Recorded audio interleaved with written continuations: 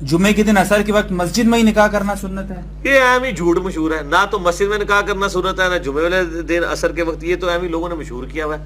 ویسے اگر کوئی آپ سمجھتا ہے مسجد میں کرنا چاہتا ہے ضرور کرے, اس طرح کی کوئی حدیثوں میں نہیں ملتا کہ مسجد میں ہی سنت ہے. باقی ایک مسلمانوں کی ایکٹیویٹی کی جگہ ایک بہتر ہے, آپ مستحب کا لفظ بول رہے ہیں ٹھیک ہے, اور اس میں عورت کا جانا مسجد میں ضروری نہیں ہے. عورت جیسے اس کا باپ یا بھائی وکیل بن کے جائے گا, یہ عورت کے پاس مرضی لینے کے لیے پوچھے ہوتے ہیں, رجسٹرار لے کے ضرورت ہی نہیں ہے.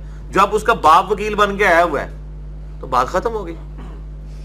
جو ماں باپ بچوں کی جو ہے اصرار کے باوجود شادی نہیں کرواتے, بہانے یہ ہوتے ہیں کہ ابھی بڑی بہن بیٹھی ہے یا بڑا بھائی بیٹھا ہے, اور اگر اس صورت میں بچہ خدا نہ خواستہ کسی بد فعلی میں مبتلا ہو جاتا ہے تو ماں باپ گناہ گار ہوں گے؟ وہ اچھا تو ہوگا ہی ہوگا, لیکن ماں باپ بھی ہوں گے. نہیں, بچے کے لیے یہ ہے نا, وہ حدیث شریف میں ہے نا کہ وہ روزہ رکھے, صحیح بخاری مسلم میں حدیث ہے, اور اس کے ذریعے جو ہے وہ اپنے معاملات کو سیٹل کرے.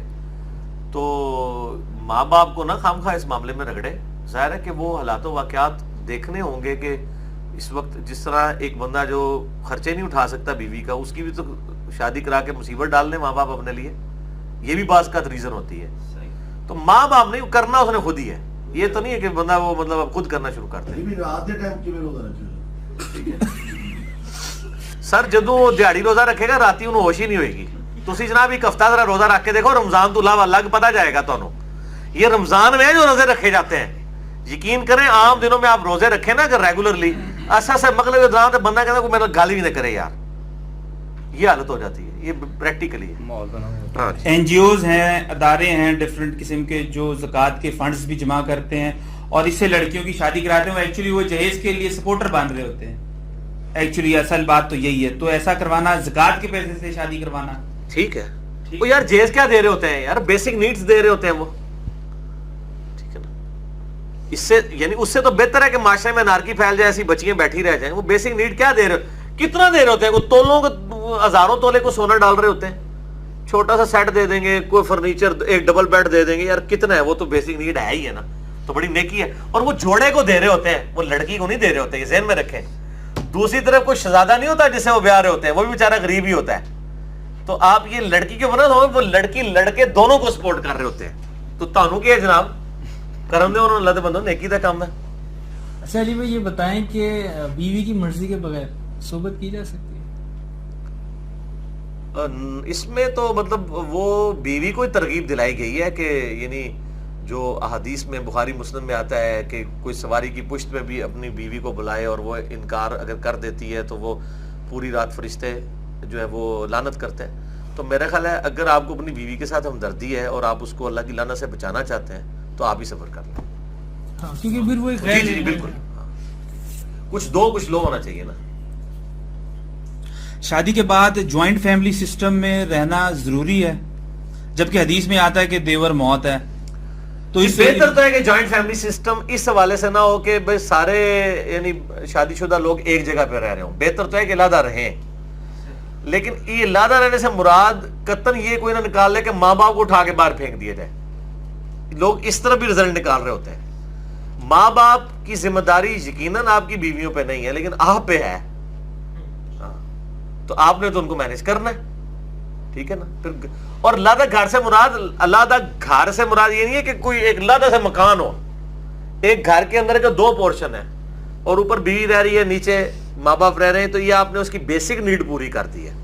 لیکن ذرا مسئلہ پھر آ جاتا ہے کچن کے اوپر. جب کچن کمبائن ہو جاتا ہے تو وہ پھر گھر ایک ہی بن جاتا ہے, مصیبت لگ پھر وشکار ہی رہتا ہے.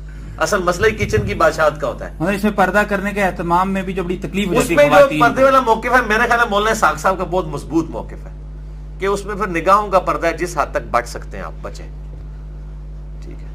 تو وہ اس میں یہی ہے, دونوں طرف سے احتیاط ہو اس طرح کے معاملات میں. بہو جو ہے وہ ساس سسر کے لیے کس حد تک خدمت کرنے کی جو ہے وہ پابند ہے؟ کسی حد تک کوئی پابند نہیں ہے, قطعاً نہیں ہے. وہ ناراض نہیں ہو جائیں گے ساس سسر؟ تو ساس سسر کو بتائیں کہ آپ کے بچے نے کام یہ کرنا ہے, وہ کرے. پریکٹیکل بات کریں نا, پریکٹیکل آنسر دے رہے ہیں. جی پریکٹیکلی میں آنسر کرنا پاسبل نہیں ہے. کیا چیز؟ والدین کی مرضی کے بغیر شادی نہیں ہے, ان کی مرضی کے ساتھ وہ اگر والدین کی مرضی سے کیے پھر آپ بے فکر رہیں. پھر والدین جانے اور جو جس کو لے کے ہیں وہ جانے, پھر آپ ٹینشن ہی نہ لیں, ٹھیک ہے.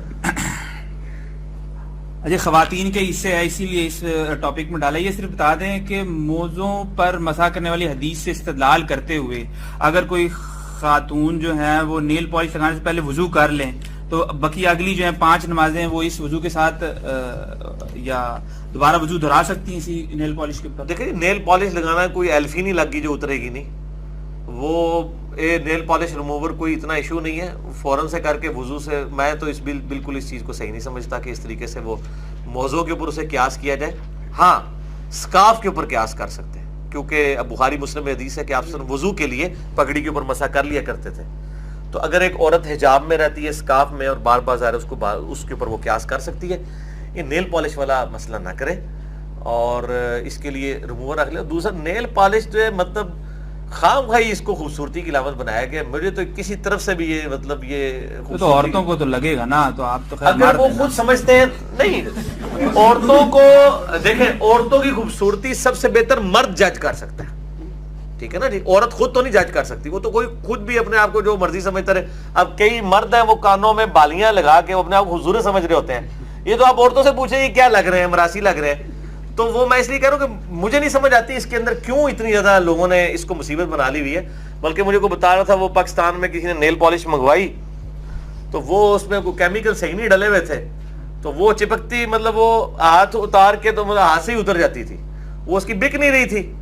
اس کو کسی نے مشورہ دیا کہ آپ اس کو اسلامی ٹچ دے دیں کیونکہ یہ نماز پڑھنے والی عورتوں کے لیے نیل پالش ہے جو آسانی سے ایسے ہاتھ سے اتر جائے گی, تو وہ بک گئی ساری. تو نماز یعنی یہاں پہ ریلیجن کے نام پہ آپ کو کبھی بھی دھوکہ دیا جا سکتا ہے اور یہ بکتا ہے چلتا ہے کام کہ یہ نمازیوں کے لیے نیل پالش ہے.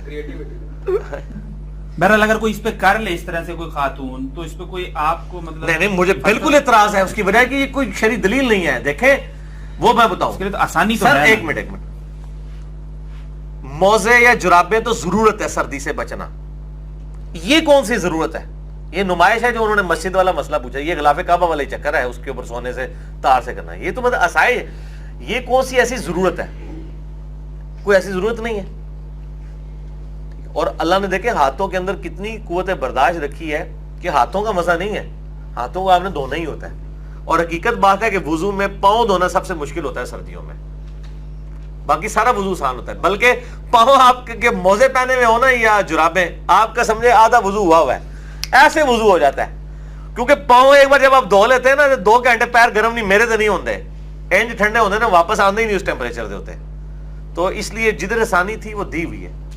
اور یہ کون سی اتنی آگ لگی ہو, یہ کون سی عورت ہے جس نے روزانہ یہ کرنا اور روزانہ اس کو ایشو ہوتا ہے. اگر وہ کہتی کبھی کسی فنکشن میں جانا ہے میں نے اپنی آنٹیوں کو دکھانے کے لیے, یقینا مردوں کے لیے تو نہیں جا رہی نا, نماز والی عورت تو یہ بھی کہا, تو اس کو کہ یار تم مطلب ہر مہینے کتنی شادیاں اٹینڈ کرتی ہو, کبھی کبھار کوئی شادی آئے گی تو ایک ریموور اپنے بوجھے سے رکھ لو, وہ اینج کر لو. اور عموماً آج کل تو ایشو ہی نہیں, کراچی میں تو رات کے وقت شادی ہوتی ہے, نماز تو ہوتی ہی نہیں ہے. تسی کیڑا مسئلہ ہے, تھریٹیکل مسئلہ پوچھ رہے ہو, اس ٹائم کیڑی نماز آندی ہے. اور عورتوں کو یہ آپ بتائیں کہ نیل پالش والے ایشو میں نمازیں جمع کر لیں, اگر وہ دن کے وقت ہے وہ زور اثر جمع کر کے چلی جائے, اثر پڑنی پڑے گی وہاں پہ. اور گھر آ کے مغرب عشاء راتی پہ ہمیں 2 بجے جمع کر لیں, لو ہاں مسئلہ ہی حل ہے.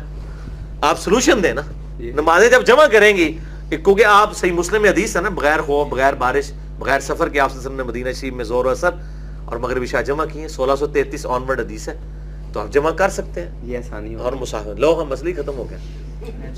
آپ نے کہا پریکٹیکل سولوشن دے دیے. نہیں ان کو بتائیں بریلوی بھی صحیح مسلم مانتے ہیں, مسلم نہیں نا بریلوی, تو مسلم نے کیوں نہیں مانتے؟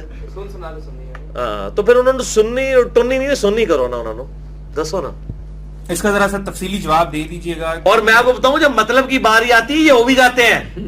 شیخ زبیر صاحب نے بتایا, اور یہ بالکل سکر راوی نے وہ کہتے بتایا کہ کراچی میں ایک مسجد تھی, وہ مسجد بنوائی بریلویوں نے, امام رکھ لیا انہوں نے اہل حدیث, اور انہوں نے پتہ لگا, انہوں نے کہا بھائی جی, انہیں پہلے دن 8 تراویح بنائی, انہوں نے کہا جی تراویح تو ہوتی ہیں 20.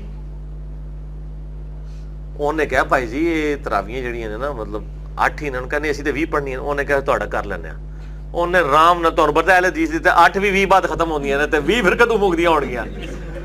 2 دن دے لوگ بڑی, تیسرے دن انہوں نے کہا کہ وہ 8 والی حدیث بھی ہے, کوئی اگر وہ بھی حدیث ہے تو ٹھیک ہے, وہ بھی چل جائے گا. تو مسئلہ ہے کہ جدو آپ ان کو آسانی بتائیں گے نا کہ جمع کرنے والی ہے تو یہ کرتے ہیں.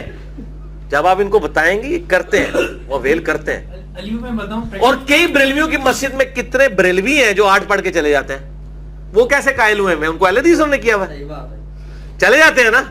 اور وہ مطلب روایتین کے بغیر نماز پڑھ رہے, ان کو اہل حدیث نے تو نہیں قائل کیا ہوا, ان کو پتا یار 8 والی بھی کوئی ہے کام, اتنے مان جان کے.